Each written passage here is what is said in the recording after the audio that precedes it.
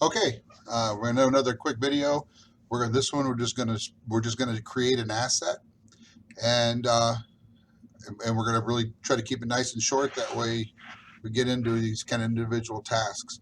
Okay, if you're gonna create an asset, you have a couple ways to do it. You can come up here and go to the Create Asset shortcut. You could also come down here to work from the asset bar, and so if you come down here to the asset bar, when you click it, you go to Assets. It'll come up to this screen. It'll list assets. If you list assets down here, you can look for what you want to put in. In my case, I want to put in a new mower, and I know it's not in there. I already checked, but I could just type mower and see if it comes up to make sure it's not already there. But in this case, I know it's not. So what I'm going to do is I'm going to hit new. It will bring up the new asset form. So I'm going to put in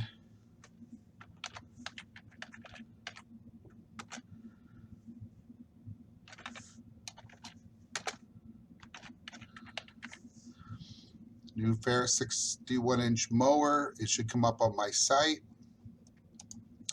The serial number to this, and I'm coming off of the invoice, which is a really good way to do it because you can get all this information quickly. You do not have to have this information, and certainly when you create it, all you have to do to create it in the work order system is just the asset name. That's the only required field. It will auto-generate a number for that asset. The site should be tied to your login.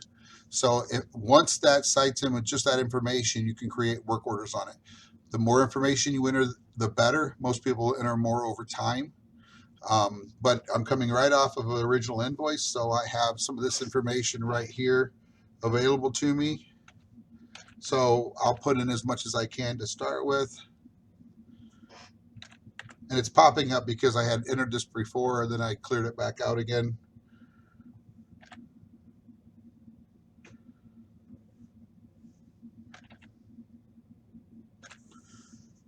Okay.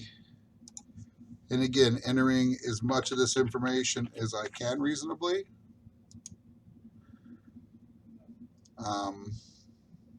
Instead of type it, I'll just click it. And again, I'm taking this information right off of the invoice. Date of manufacture. It is a 2020 model. Well, I'll go back a little ways. It doesn't really matter when it's manufactured. I'm not going to look that up, but I don't have that information currently. So, tag number, RFD, none of these things we're using currently, at least in our department. Barcode, I'm not going to do right now, but I'll do a separate video on it later. But basically, the barcode is a number we assign to it, and then you can print a barcoded label. We will be using it here at the water plant eventually. We're not really using it yet, a little bit, but not really. So I'll do a separate video on that at some point in time. I'll fill in the purchase price. Invoice number, I'm going to use our purchase order number because for us it's more practical. And it is 201409. And our purchase date, again off of the invoice, is looks like was on 9/17.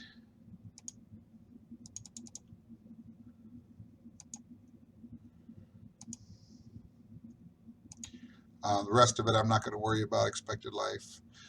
Supplier, we come through and we click the menu there. In this case, it came from Homeyers and Sons right here. And they're set up as a vendor. If they're not set up as a vendor, if I chose somebody that, if I went to click that and no one was there, you can create a new vendor, a new supplier. The only thing that I will mention is that if you're in depending on what user group you're in, whenever it asks you what site, you do need to click the site that you're in. So in my case, it would be WTP.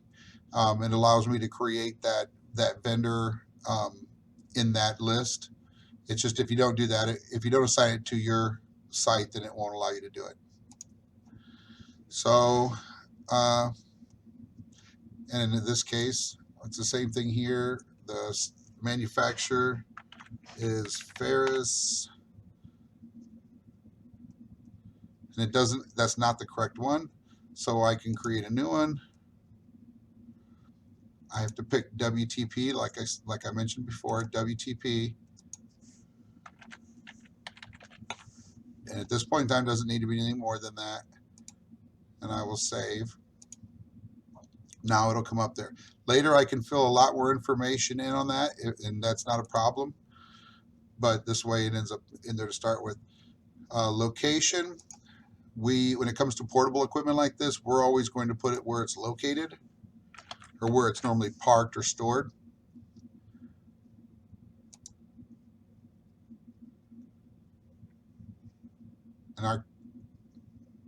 In our situation, or that we have categories for these types of equipment.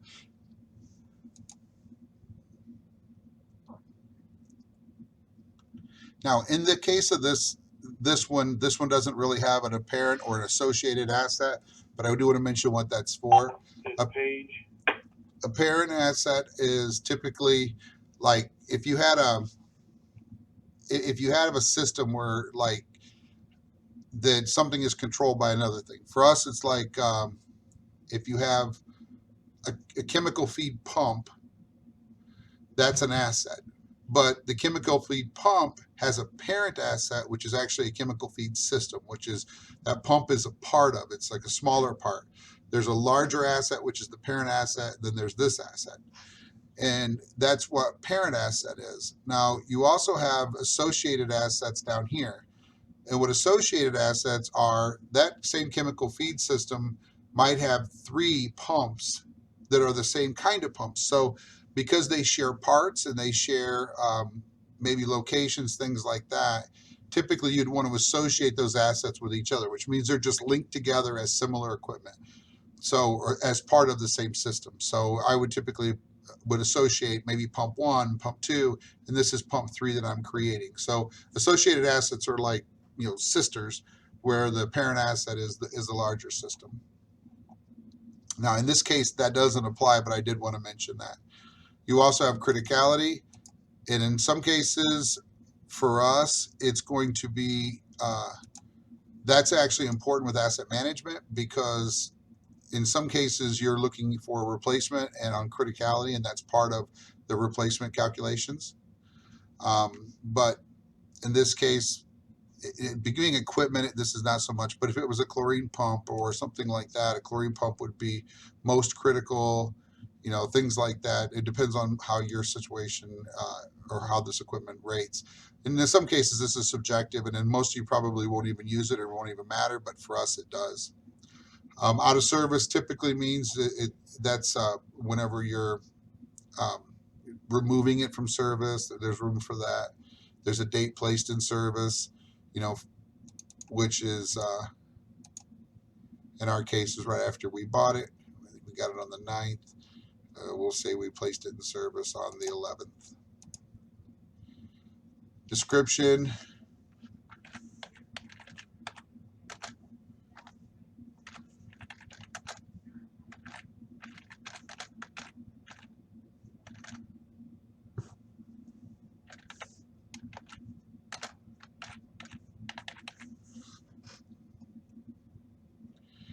Asset condition, current condition is excellent. Condition date, we'll say today. Again, those things in ours, our usage doesn't really matter much, but I'll just put it in there. I know some departments assign equipment to an individual, like we do this with vehicles. We'll take all of our vehicles are assigned to one person. Each vehicle has its own person, so they do the monthly safety checks and they do any basic maintenance, cleanup, that kind of stuff on it. So if you were going to assign it to someone, you could do that here. Explained associated assets. Now, when you get into the notes section, this is kind of, again, subjective, but the more information you put in it, the more useful the work orders that come out are, and the more useful the asset lists are. So if you have something that, say you have a tool or have a a piece of equipment that uses specific tools, or a specific test equipment or whatever, you can put that in the tool crib note. You can put any information about purchase or warranty that's interesting. In some cases, warranty might be useful. If it has a 5-year warranty, put note here that it has a 5-year warranty extending to this point, and if it's if it breaks and needs service, you'll know when that warranty was. Same way with emergency safety. In some cases, safety is going to be particular safety notes that are about this equipment. For us with chemical feed systems, there's always a safety note to depressurize all the lines and empty them if possible before opening. Training's the same way.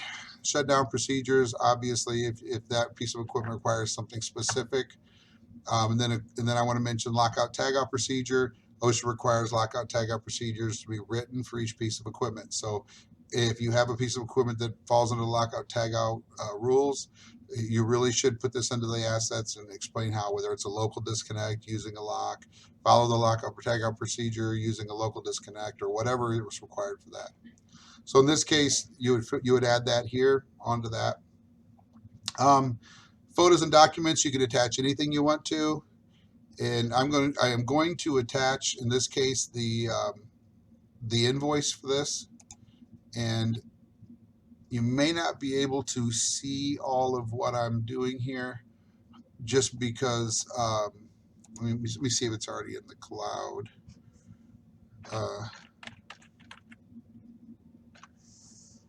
No, it's not. Okay, so because of the way this records, I don't think you'll be able to see my secondary menus, but you go to add and go to a typical, browse the PC, and then in our case, I'm looking for it in our invoices and our invoices list.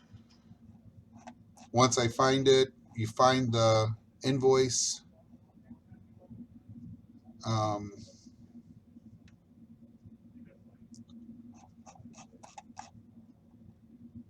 Once you find the invoice, it's really easy to attach the invoice to it. I just clicked it. It pops up here. I click OK. It uploads. And now that invoice is down here. So now I can link right to that invoice. And if I look at this asset, I can look up the original invoice, or if I have a repair tag, any kind of information there. We also a lot of times attach PDF copies of equipment repair manuals, anything like that. You can even link them from the internet to here. It's pretty easy. So again, the more information in one of these, the better, but almost nothing is required. So sometimes it makes sense to get the asset done quickly and then be able to produce work orders from it, and then come back and fill that data in after later. There's no reason why you can't do that, and you can fill in this data. Anyone can fill in this data later once it's created. So you can just continue to add to that information as it goes, as you get more information. But that's creating an asset. From that point in time, you click Save and Exit, and now it is saved into the database. At that point in time, if you want to create work orders for it, if you want to do, whether it's PM tasks or whether it's PM tasks or whether it's reactive work or whatever, you can go right from here. You can pull it up in the work order list and create the work order and be done with it. That's all there is to it. Easy enough. Thanks for watching this video as well.